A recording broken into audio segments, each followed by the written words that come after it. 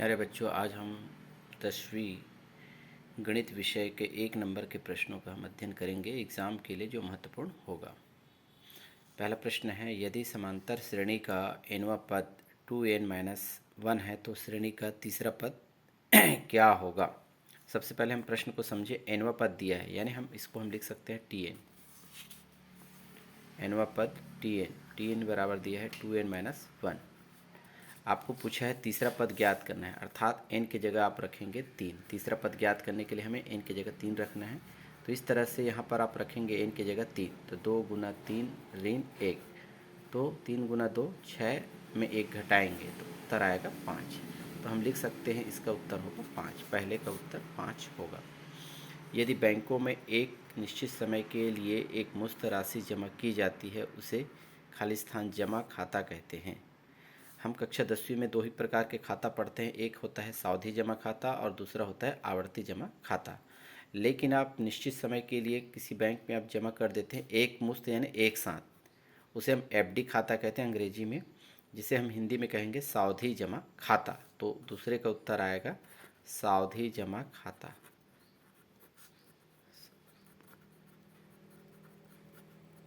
तीसरा प्रश्न है, मूल बिंदु के निर्देशांक होता है। यहाँ पर हम समझा देते हैं, मूल बिंदु का निर्देशांक 0 0 होता है। इस तरह से ग्राफ बनाएंगे, एक्स अक्ष और वाई अक्ष, और दोनों जो प्रतिच्छेद करते हैं उसे मूल बिंदु कहते हैं, और इसी का निर्देशांक यानी मूल बिंदु का निर्देशांक 0 0 होता है। किसी वृत्त का व्यास उसकी त्रिज्या की खाली स्थान होती है। चौथे प्रश्न को हम देखेंगे हल करके। वृत्त का व्यास, तो सबसे पहले आप बनाइए वृत्त, है ना, और वृत्त का व्यास, जो व्यास किसको बोलते हैं, जो केंद्र से होकर जाती है उसे हम व्यास कहते हैं, और उसकी त्रिज्या होती है। तो केंद्र से परिधि की जो दूरी होती है वो त्रिज्या कहलाती है। लेकिन हमें यहाँ से यहाँ तक की दूरी ज्ञात करनी है, यानी व्यास कैसा होता है, तो त्रिज्या की डबल हो जाएगी, 2 गुनी। यहाँ से यहाँ भी त्रिज्या और यहाँ से यहाँ तक त्रिज्या, दोनों को मिलाकर कहलाती है व्यास। तो त्रिज्या की डबल यानी 2 गुनी होगी। तो यहाँ पर हम उत्तर लिखेंगे 2 गुनी। लास्ट है, सभी सर्वांगसम बहुभुज खाली स्थान होते हैं। सबसे पहले प्रश्न को समझिए। सर्वांगसम बहुभुज यानी एक जैसी आकृति वाली। सर्वांगसम का मतलब होता है, जैसे एग्जाम्पल पर देखते हैं, सर्वांगसम बहुभुज, जैसे ही हमने एक बनाया एक समकोण त्रिभुज और एक और बनाया समकोण त्रिभुज, दोनों क्या है, सर्वांगसम बहुभुज है ना।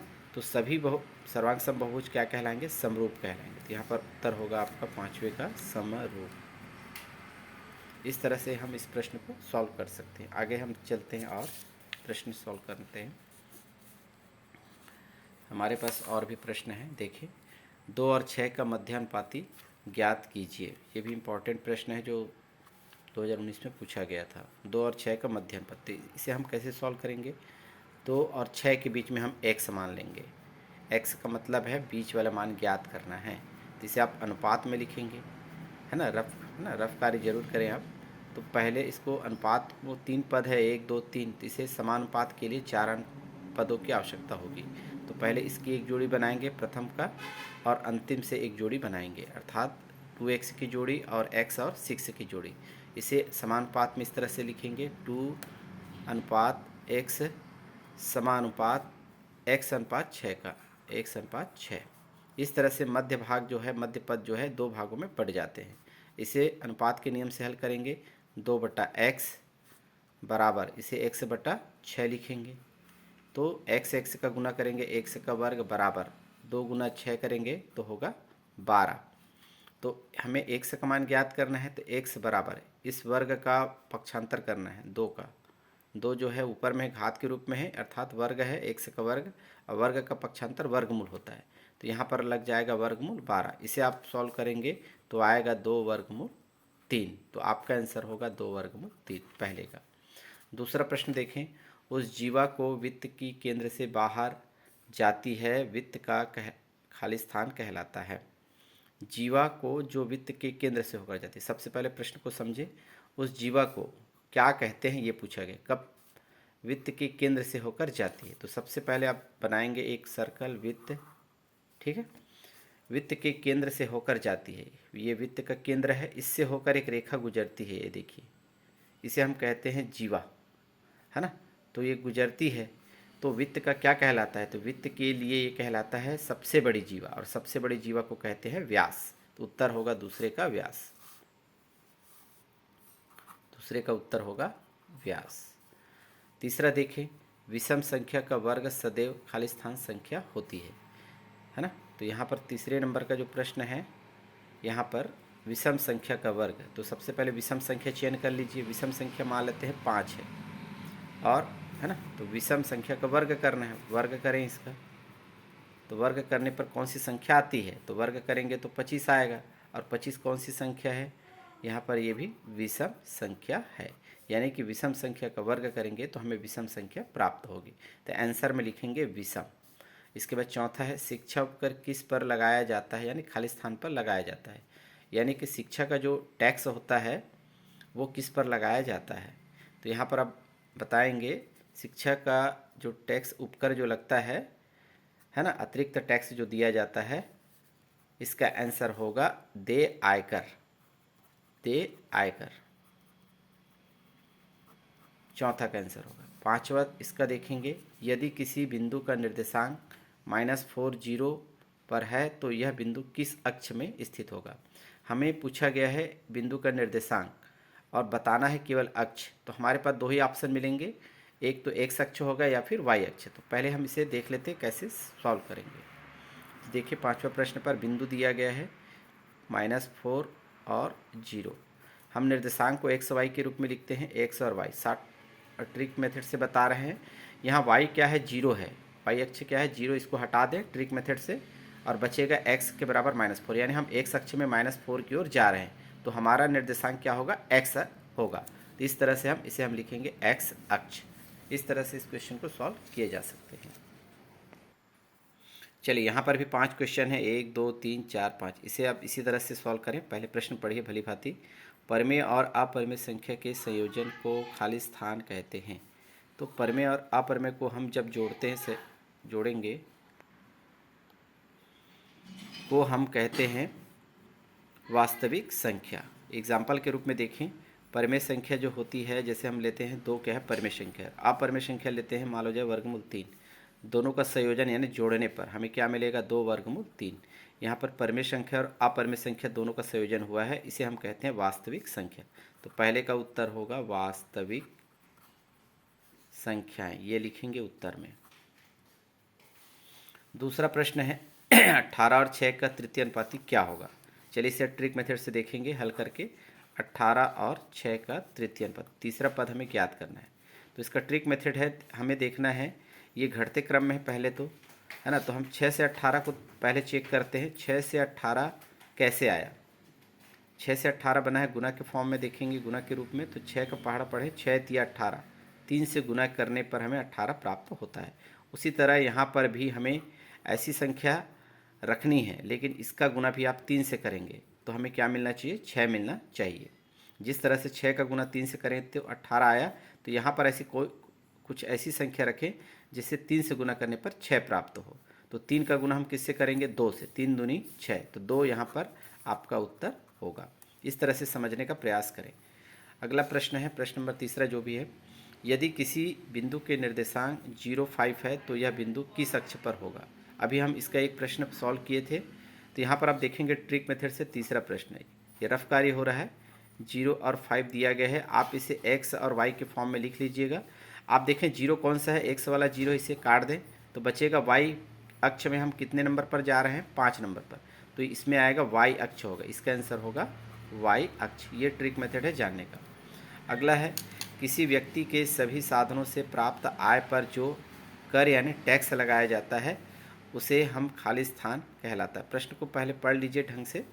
किसी व्यक्ति के सभी साधनों से मतलब कोई भी व्यक्ति जो है अलग अलग तरीक़ों से क्या करता है? इनकम लेता है ना, आय करता है ना, उस पर क्या क्या लगाया जाता है? टैक्स। कर का मतलब होता है टैक्स लगाया जाता है, उसे क्या कहते हैं? आयकर कहते हैं। तो आप लिखेंगे चौथे नंबर पर आयकर। पांचवा है, वित्त की परिधि के किसी बिंदु पर व्यास द्वारा अंतरित कोण खाली स्थान होता है। सबसे पहले प्रश्न को समझने के लिए हमें चित्र का उपयोग करना पड़ेगा। तो पहले हम प्रश्न को समझने के लिए एक चित्र का प्रयोग करते हैं।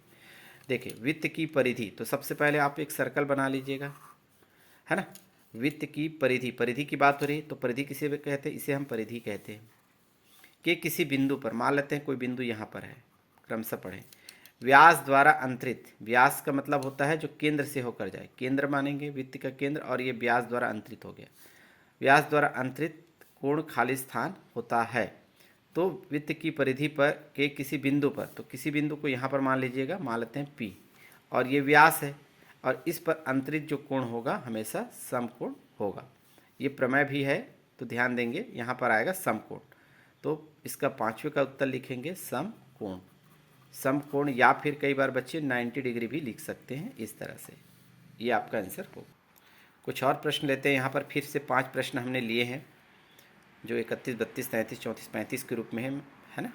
तो इसमें से पहले का प्रश्न का आंसर देखेंगे, 4, 7, 8 का चतुर्थानुपाती क्या होगा। इसी तरह के भी प्रश्न एग्जाम में पूछे जा सकते हैं, है ना। आंकड़े भले बदल दिए जाएंगे लेकिन तरीका वही रहेगा। तो चलिए सबसे पहले देखते हैं 4, 7, 8 का चतुर्थानुपाती। ट्रिक मेथड से सीखेंगे।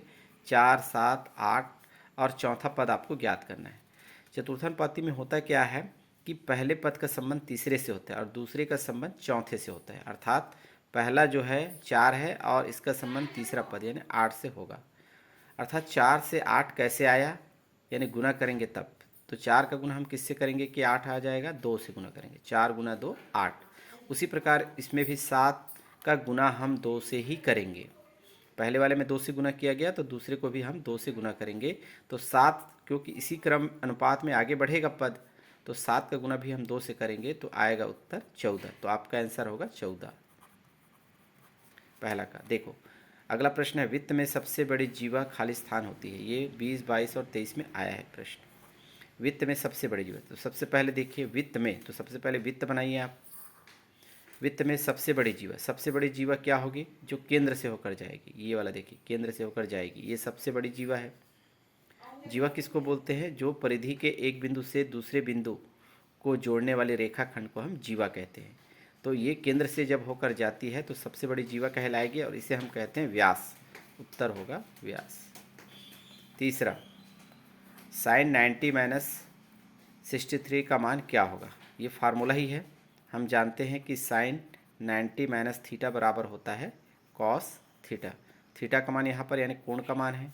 हमें प्रश्न क्या दिया है, साइन 90 माइनस 63 दिया है, तो इसका उत्तर क्या होगा। तो देखेंगे साइन का मान किस में बदलता है, कॉस में। तो सबसे पहले लिखे साइन का चेंज कॉस में, तो यहाँ पर भी साइन को बदलेंगे कॉस में। तो कॉस थीटा होना चाहिए, तो थीटा के स्थान पर क्या है 63 डिग्री, तो यहाँ पर आएगा 63 डिग्री। तो हमारा आंसर होगा कॉस 63, ये आपका आंसर होगा। अगला प्रश्न देखें, दो विषम संख्याओं का योग सदैव होता है। विषम संख्या का योग कैसी संख्या प्राप्त होगी, सम होगी या विषम होगी, ये पूछा गया है। तो हमें सबसे पहले दो विषम संख्या का चयन कर लेना है। चौथे के लिए विषम संख्या हम ले लेते हैं, मान लेते हैं हमारे पास एक विषम संख्या है 3 और एक और विषम संख्या है 5। दोनों का योग करके देखें, यानी जोड़ने पर 3 और 5 को जोड़ेंगे तो क्या आएगा 8, और 8 कौन सी संख्या है, सम संख्या। तो हमारा उत्तर होगा सम संख्या लिखेंगे। लास्ट है, देखेंगे 5वां प्रश्न है, वर्गमूल 3 धन 1 और वर्गमूल 3 धन 1 का समांतर माध्य ज्ञात करेंगे। समांतर माध्य के लिए हम सूत्र पढ़े हैं, हमें 2 पद दिया गया, पहला दूसरा, तो दोनों पदों को हम जोड़ करके 2 से ही भाग देंगे। तो हमारे पास ये सूत्र है ना, a के बराबर है स्मॉल a प्लस बी बटा 2। स्मॉल a की जगह आप रखेंगे वर्गमूल 3 धन 1 और स्मॉल b की जगह रखेंगे वर्गमूल 3 ऋण 1। ये रफ कार्य हो रहा है, सॉल्व करके देखेंगे आप। तो a के स्थान पर रखेंगे वर्गमूल 3 धन 1 प्लस b के स्थान पर रखेंगे वर्गमूल 3 ऋण 1 बटा 2। तो यहाँ पर +1 -1 ये दोनों कैंसिल हो जाएगा। यहाँ पर आप बच्चे गलती करते, वर्ग क्या बचा आपके पास, वर्गमूल 3 धन वर्गमूल 3 बटा 2। समस्या ये आती है कि इसका हम योग कैसे करें। ये योग कैसे होगा, यहाँ पर देखेंगे कुछ नहीं है, कुछ नहीं मतलब क्या है, 1 है, यानी भगवान। वर्गमूल 3 के पहले क्या है, 1 है। जैसे एग्जाम्पल के तौर पे लेते हैं, आप x और x को कैसे जोड़ते हैं, तो x कितने बार लिखा है, एक बार है, एक यहाँ है एक यहाँ है, तो यानी कि 2x होगा।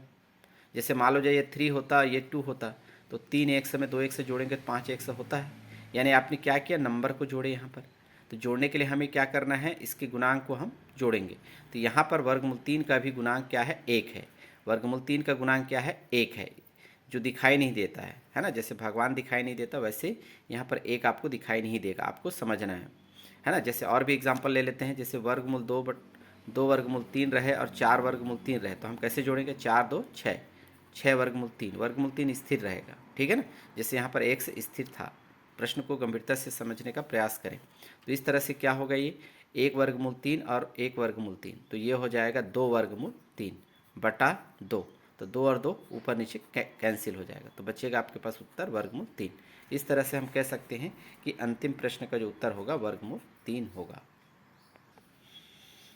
आगे हम प्रश्न 1 नंबर के देखते हैं। हमारे पास फिर से 5 और प्रश्न हैं, 41 से लेकर 45 तक के क्रम में से।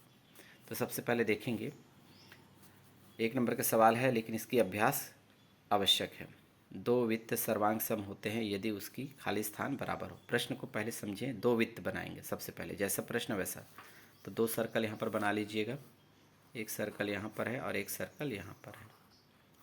देखिए, 2 वित्त सर्वांग सम होते हैं। सर्वांग सम का मतलब होता है दोनों जो आकृति है सेम टू सेम साइज का होगा। जैसे हम बात करते हैं 2 सिक्का, 1 रुपये के 2 कॉइन मान लो जाए बने हैं, तो दोनों सेम साइज के हैं, है ना। क्योंकि सर्वांग सम होगा तो दोनों बराबर होने चाहिए, तब उसकी खाली स्थान बराबर होगी। क्या चीज़ बराबर होगी, तो ये वित्त का केंद्र है, ये वित्त का केंद्र है, और ये क्या कहलाती है, त्रिज्या। ये क्या कहलाती है, त्रिज्या। तो त्रिज्या बराबर होगी तो इसका घेरा भी, यानी कि जो वित्त बनेगा वो एक जैसा बनेगा, और एक जैसा बनेगा उसी को हम क्या कहते हैं, सर्वांग सम कहते हैं। तो क्या बराबर होगी, त्रिज्या बराबर होती है। यहाँ पर उत्तर में लिखेंगे, पहले का उत्तर होगा त्रिज्या। दूसरा प्रश्न को सॉल्व करके देखें। 10 90 - 33 का मान क्या होगा। ये हमारे पास फार्मूला है, त्रिकोणमिति चैप्टर से संबंधित है। तो सबसे पहले आप देखेंगे 10 90 - 33 दिया गया है, इसका मान क्या होगा, ये पूछा गया। हमें पता है 10 90 - थीटा, एक हम सूत्र पढ़े हैं, और 10 90 - थीटा का मान होता है cot theta, COT cot theta, ऐसा उत्तर आता है। तो आप देख रहे हैं 10 किस में बदला है, कॉट में। तो यहाँ पर भी बदल दें, 10 का कॉट में चेंज कर देंगे, कॉट। यहाँ पर देखो 90 - थीटा, थीटा की जगह क्या है 33, तो आपको क्या निकालना है, कॉट थीटा। तो कॉट तो आ चुका है, और थीटा के स्थान पर लिखेंगे 33। तो ये आपका उत्तर होगा कॉट 33 दूसरे का। तीसरा है, 2 सम संख्याओं का योग सदैव खाली स्थान होता है, जोड़ यानी योग। तो 2 सम संख्या देखेंगे हमारे पास। पहला ले लेते हैं सम संख्या, मान लो जाए 2, और एक और ले लेते हैं सम संख्या जैसे 4। दोनों को जोड़ेंगे, 2 सम संख्या बोला, इतना ही पढ़ें इतना ही लिखें। 2 सम संख्या 2 और 4 का योग कर दें, तो उत्तर क्या आएगा 6। और 6 कौन सी संख्या है, सम संख्या, तो उत्तर होगा सम संख्या लिखेंगे, ये इसका उत्तर होगा। चौथा, 10 थीटा = 1 हो तो थीटा का मान ज्ञात कीजिए। यहाँ पर आपको थीटा मतलब कोण का मान ज्ञात करना है। तो हमें क्या दिया गया है, 10 थीटा के बराबर 1। तो आपको ज्ञात करना है इस थीटा का मान। इस थीटा का मान कब ज्ञात हो सकता है, जब 10 है ना, 1 का मान 10 में होना चाहिए। तो यहाँ पर आप देखेंगे 10 थीटा = तो 1, 10 में हम लाइन पर चलेंगे डिग्री का मान, तो 10 45 अंश का मान जो होता है 1 होता है। जैसे आपको पता होगा, है ना, यहाँ पर आप लिखते हैं 0 डिग्री, 30 डिग्री, 45 डिग्री, 60 डिग्री और 90 डिग्री। जब साइन कॉस 10 का लिखते हैं तो 10 0 का मान 0 होता है, 10 30 का मान 1/√3 होता है, 10 45 अंश का मान होता है 1, और 10 60 डिग्री का मान होता है √3, और 10 90 डिग्री का मान होता है इन्फिनिटी। तो आपको है ना 1 लाना है, तो 1 यहाँ पर है, तो कितने डिग्री पर है, 45 अंश। किसका, 10 का, तो 10 45 अंश लिखेंगे। तो यहाँ पर हम बना रहे थे 10 थीटा = 10 45 डिग्री, 10 10 कैंसिल हो जाएगा, तो थीटा बराबर क्या आएगा हमारे पास, 45 अंश। तो हमारा उत्तर होगा 45 अंश। इसका अभ्यास जरूर करें आप, तभी क्वेश्चन बनेगा। इसका अंतिम क्वेश्चन है ना, 16 4 और x हो अनुपात में, तो x का मान ज्ञात कीजिए। यानी कि 16 दिया है अनुपात में 4 और x, ये अनुपात चैप्टर का है। सबसे पहले ध्यान में रहे कितने पद है, 1 2 3, पहला पद ज्ञात है, दूसरा पद ज्ञात है, तीसरा पद ज्ञात करना है, यानी तृतीय अनुपाती है। तो आप x का मान कैसे ज्ञात करेंगे, तो सबसे पहले देखिए 4 और 16 में क्या संबंध है, इसे ज्ञात करना पड़ेगा। देखो 4 से 16 कैसे आया यह जानने की कोशिश करें। तो 4 का हम किससे गुना करें कि 16 आ जाए, 4 से ही गुना करेंगे, 4 × 4 करेंगे तो 16। उसी प्रकार यहाँ पर भी एरो का निशान इस तरह से लगाएं, इसका भी आप गुना करेंगे 4 से। पहले वाले को 4 से किया गया तो इसे भी आप 4 से गुना करेंगे। तो 4 से जब गुना करेंगे तो हमें ऐसी यहाँ पर x से यानी अज्ञात राशि, इसके जगह हम ऐसा क्या रखें जिससे हमें 4 प्राप्त हो जाए। तो 4 का गुना हम 1 से करेंगे, 4 एकम 4, जैसे 4 चौक 16, तो यहाँ पर आएगा 1, तो उत्तर होगा आपका 1। इस तरह से हम क्वेश्चन को सॉल्व कर सकते हैं। अगले वीडियो में हम आपको फिर से 1 नंबर के बहुत सारे क्वेश्चन आपको बताएंगे।